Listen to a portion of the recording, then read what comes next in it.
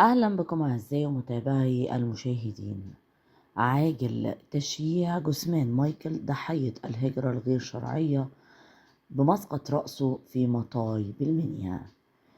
شيع أهالي قرية السلاز بمركز مطاي في محافظة المنيا جثمان مايكل حنا فايز 19 سنة، حاصل على دبلوم تجارة، أحد ضحايا غرق مركب جزيرة كريت بسينا في اليونان، حيث احتشد أهالي القرية داخل كنيسة السيدة العذراء مريم بقرية السلاس، فيما دفن جثمانه بمقابر الأسرة وسط حالة من الحزن والصراخ والبكاء والإغماءات. وكان مواطنين من أبناء محافظة المنيا قد حرصوا على التواجد أمام مطار المنيا لاستلام جثتين لشابين من مدينة بني مزار وقرية السلاس بمركز مطاي، ضمن 5 جسامين وصلوا مطار القاهرة، بينما 2 من محافظة المنيا و3 من محافظة الشرقية. وقد شهدت كنيسة السيدة العذراء مريم بمطرانية الأقباط الأرثوذكس في بني مزار توافد آلاف المواطنين من أبناء المركز لحضور صلاة الجنازة على جثمان مايكل ومينا هاني جاد 27 سنة وسط حالة من الصراخ والبكاء والإغماءات، حزنا على الفقيد. وحملت الجثمان إلى مثواه الأخير ليدفن بمقابر الأسرة بمركز بني مزار في مشهد جنائزي كبير.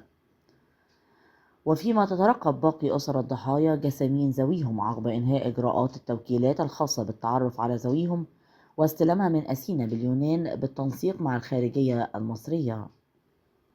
وقال مينا حنا فايز 27 سنة شقيق مايكل: شقيقي كان لديه قناعة بالسفر إلى الخارج بعد نجاح تجربة أصحابه بالقرية والقرى المجاورة، ورفض البقاء عقب حصوله على شهادة الدبلوم، وقام بالتواصل مع تجار الهجرة الغير شرعية واتفق على سداد مبلغ 230 ألف جنيه تودع أمانة لدى وسيط لحين وصوله لليونان. وقام بالسفر يوم 20 نوفمبر الماضي، حيث السفر إلى ليبيا ومنها إلى أثينا واليونان.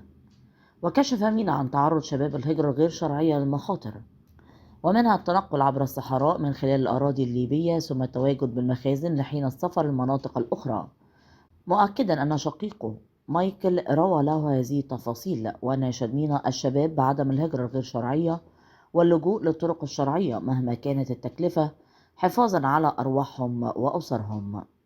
من فضلك لا تنسى الاشتراك في القناة، تفعيل الجرس على وضع الكل، وعمل لايك ليصلك دائما وأبدا كل جديد من القناة. شكرا لكم.